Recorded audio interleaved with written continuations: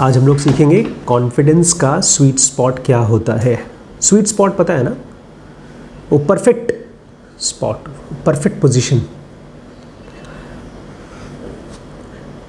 Sweet spot मैंने पढ़ा था मर्सिडीज़ के कॉन्टेक्स्ट में, जब हम लोग स्ट्रैटेजी पढ़ रहे थे और किसी भी प्रोडक्ट का एग्जैक्ट रेट क्या रखना चाहिए। इतना ज़्यादा ना हो कि लोग देना ना चाहें, इतना कम ना हो कि हमको घाटा हो जाए। स्वीट स्पॉट बहुत ही प्रिसाइज होता है। तो कॉन्फिडेंस का स्वीट स्पॉट क्या होता है? जब आप कॉन्फिडेंस के बारे में सोचते हैं तो क्या सोचते हैं, कैसा होगा? लोग आमतौर पे जब भी कॉन्फिडेंस के बारे में सोचते हैं तो एक सी सॉ की तरह सोचते हैं, जिसमें नहीं झूला होता है, जिसमें दोनों तरफ एक एक कोई बैठता है और ऊपर नीचे होता है। तो इस सी सॉ के दोनों तरफ कौन कौन बैठता है? अगर एक तरफ आपके पास बहुत ज़्यादा कॉन्फिडेंस आ गया तो आप ढाँ करके गिर जाते हैं। किस तरफ? एरोगेंस की तरफ। एरोगेंस जानते हैं? एरोगेंस एक तरह का होता है घमंड, बदतमीज़ी, घमंड, जिसमें कि आपके अंदर से वाइब्स निकलती हैं कि I don't bother, I don't respect you. और मान लीजिए किसी ने आपको ऐसे धक्का मार दिया, समझाया गलत कर रहे हो तुम घमंडी हो गए हो, इस तरह से, और फिर आपका कॉन्फिडेंस का गुब्बारा प्स करके ख़त्म हो गया, कॉन्फिडेंस ख़त्म, और आप क्या बन जाते हैं? मीक। मीक मतलब दब्बू। तो एक तरफ एरोगेंस, एक तरफ मीकनेस, एक तरफ ओवर कॉन्फिडेंस, एक तरफ नो कॉन्फिडेंस। इसी का सी सॉ लोग मानते हैं। आप कुछ और मानते हैं कि यही मानते हैं? जब आप किसी को देखते हैं, आपकी लाइफ में कोई ऐसा बंदा जिसको आप बहुत कॉन्फिडेंट मानते हैं, या किसी के अंदर में जिसके अंदर में कॉन्फिडेंस नहीं है, या किसी के अंदर में परफेक्ट कॉन्फिडेंस है, उसको इमेजिन करने की कोशिश करिए, सोचिए, तब शायद आपको समझ में आए कॉन्फिडेंस। या अपने बारे में आप अपने आप को क्या मानते हैं? कॉन्फिडेंट है, ओवर कॉन्फिडेंट है, या मीक है? या घर पे जाकर के कॉन्फिडेंट हो जाते हैं, बाहर मीक हो जाते हैं? अगर आप कॉन्फिडेंट होना चाहते हैं तो आपको एक नया मेंबर लाना पड़ेगा अपने घर में, मतलब अपने माइंड के अंदर में, और एक ऐसा मेंबर जिसको आप बहुत डरते हैं। क्या हो पता है वो? ह्यूमिलिटी, विनम्रता। आप डरते हैं कि नहीं? विनम्रता पता नहीं ना? जानते हैं क्या होता है विनम्रता?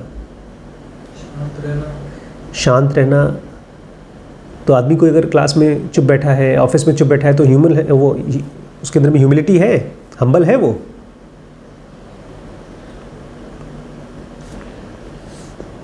मेडिटेट करते वक्त हमें शांत रहना चाहिए। तो देखिए, जो भी हम लोग बातें कर रहे हैं ना, वो फिजिकल एटीट्यूड की नहीं चल रही बात, ये सब माइंड के अंदर का खेल चल रहा है। माइंड की ह्यूमिलिटी क्या होती है ये देखना होगा। अगर कॉन्फिडेंस समझना चाहते हैं तो आपको ह्यूमिलिटी को अपने बायस में लाना होगा। आमतौर पे हमको लगता है अगर हम लोग हम्बल होंगे तो हम अपने बारे में बहुत हाई ओपिनियन नहीं रख पाएंगे, हम अपने बारे में बहुत ज़्यादा अच्छा नहीं सोचेंगे, बहुत पॉजिटिव नहीं सोचेंगे। अगर हम झुक करके रहें, हम्बल रहें, तो हम लोग सब एक बैलेंस बनाने की कोशिश करते हैं एरोगेंस और मीकनेस के बीच में, लेकिन गलत है। आपको ये पूछना ही नहीं है अपने आप से कि मेरे अंदर में कितना कॉन्फिडेंस होना चाहिए। इनफैक्ट कॉन्फिडेंस आपके दिमाग में आना ही नहीं चाहिए। जब आप किसी काम को करना चाहते हैं बहुत अच्छे तरीके से, कुछ और आना चाहिए। आपको होना क्या चाहिए? हम्बल होना चाहिए। अगर आप ये चाहते हैं कि आपके अंदर में परफेक्ट कॉन्फिडेंस आए तो आपको होना पड़ेगा हम्बल। और हम्बल क्या होता है? हम्बल ये नहीं होता कि अपने बारे में कुछ छोटा सोचो, अपने आप को कम सोचो। हम्बल वर्ड आता है ग्रीक से, जिसमें कि ह्यूमिलिटी का मतलब होता है फ्रॉम द अर्थ, धरती से आया हुआ। ह्यूमिलिटी मतलब ग्राउंडेड होना। ग्राउंडेड समझते हैं?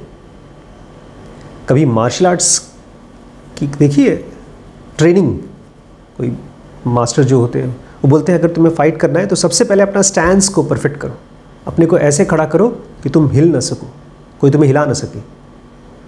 तो ग्राउंडेड होना चाहिए आपको। और ये कैसे होता है? आप ग्राउंडेड कैसे होते हैं? जब आप जान जाते हैं कि आपके अंदर में कुछ फ्लॉज हैं और आप भी फैलिएबल हैं। कॉन्फिडेंस को हम ओवर कॉन्फिडेंस नहीं बनाना चाहते, हम ये भी नहीं चाहते हैं कि हम इतना कम हो जाए कॉन्फिडेंस कि हम लोग कुछ ट्राई ही ना करें। तो उसके लिए हमको क्या जानना होगा? अपनी फैलिएबिलिटी और अपने फ्लॉज, अपनी कमियां हम कोई किन किन जगहों पर हम कमज़ोर हैं। अगर आप किसी से लड़ाई करने जा रहे हैं, कोई हट्टा कट्टा मोटा आदमी है, तो आप उससे नहीं लड़ेंगे ना। तो अब सुनिए डेफिनेशन ऑफ कॉन्फिडेंस। कॉन्फिडेंस का डेफिनेशन क्या है आपके हिसाब से? जो भी आपके मन में आए, कॉन्फिडेंस क्या है आपके हिसाब से? जो काम हम करते हैं उसके ऊपर मतलब कि कॉन्फिडेंट है कि हाँ हम ये कर रहे हैं, इसके बारे में हमको आता है, जितना भी आता है। ये नहीं कि कम आता है तो ज़्यादा दिखाएं, ज़्यादा आता है तो वेरी गुड, वेरी गुड। तो एग्जैक्टली देखा जाए तो कॉन्फिडेंस मतलब how much you believe in your self, आप अपने ऊपर कितना भरोसा करते हैं। और एविडेंस बताता है कि अपने ऊपर भरोसा करना अपने मेथड्स के ऊपर भरोसा करने से अलग है। इसीलिए मैं कहता हूँ कि अगर आप कॉलेज गए तो आपका पूरा का पूरा अवेयरनेस किस पे चला जाएगा? अपने मेथड्स पे, कि मैं तो MBBS हूँ, मैं तो B.Ed हूँ, मैं तो B.Tech हूँ, मेथड। और फिर आपके ऊपर से कॉन्फिडेंस हट जाएगा।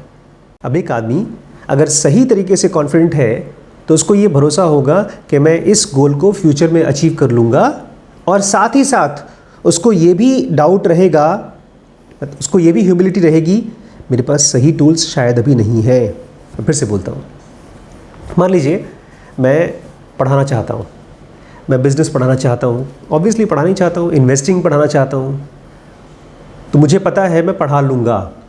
कैसे पढ़ाऊँगा? क्या मेरे पास अभी सारे इंतज़ाम हैं, सारे टूल्स हैं? अभी नहीं है, मैं इकट्ठे कर लूँगा। नहीं समझे? जो आप नहीं समझे वही है स्वीट स्पॉट ऑफ कॉन्फिडेंस।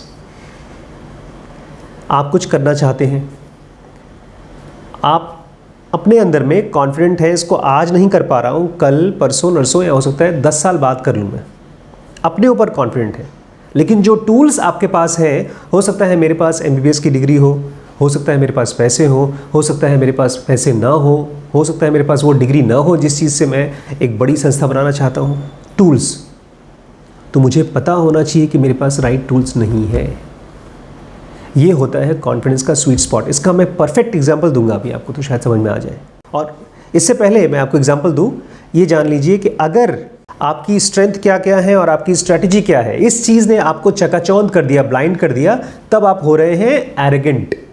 और अगर मेरे पास अपनी खुद की स्ट्रैटेजीज़ हैं और कुछ स्ट्रेंथ है और उन दोनों पे मुझे भरोसा नहीं है, तब हम क्या हो जाते हैं? पैरालाइज्ड। और हमको इन्फीरियरिटी कॉम्प्लेक्स कब आता है? जब हम राइट मेथड जानते हैं, कौन से तरीके से काम होता है, लेकिन हम देखते हैं हमको वो मेथड अप्लाई करना नहीं आता। अच्छा, साइकिल चलाने का एग्जांपल लेते हैं। साइकिल चलाने का एक टेक्निक है, एक मेथड है, एक स्ट्रैटेजी है, लेकिन क्या उस स्ट्रैटेजी जानने के बाद भी, देखने के बाद भी, क्या आप साइकिल चला लेंगे? मैंने पहली बार जब साइकिल चलाई थी तो बड़ी वाली साइकिल चलाई थी और कैंची साइकिल चलाई थी। बैलेंस करना कैंची से सीखा था। तो जो चीज़ मुझे पक्का था वो ये था कि मैं बैलेंस कर ले जाऊंगा, और जो टूल था वो साइकिल थी। स्वीट स्पॉट कॉन्फिडेंस का कब आता है? जब आप ये जान जाएं कि आपको असल में क्या चाहिए। कॉन्फिडेंट ह्यूमिलिटी, ये दो चीज़ों का परफेक्ट कॉम्बिनेशन। क्या चीज़? Confident humility. ये क्या होता है? एक तरफ तो अपने कैपेबिलिटी पर भरोसा रखो कि मैं इसको कर लूँगा, लेकिन साथ ही साथ ये जानते रहें कि अभी हमारे पास शायद राइट सोल्यूशन नहीं है, या शायद ये भी जानते रहें कि शायद मैं राइट प्रॉब्लम सॉल्व नहीं कर रहा हूँ। एक आदमी रास्ते पे जा रहा है, वो चल रहा है, उसको अपने घर पहुँचना है और वो रास्ता भटक गया है। रास्ता भटक गया है, रास्ता क्या है? वो प्रॉब्लम या वो टूल। लेकिन उसको पता है अगर मैं चलता रहूँगा तो पहुँच जाऊँगा। प्रॉब्लम क्या है कॉन्फिडेंस की? आप सही चीज़ को देखते नहीं हैं। अगर आपके पास पहले से जो जानकारी है और वो जानकारी सही बताइए तो काम नहीं आने वाली, और उसके ऊपर आप भरोसा करे हैं तो आप धक्का खाएंगे।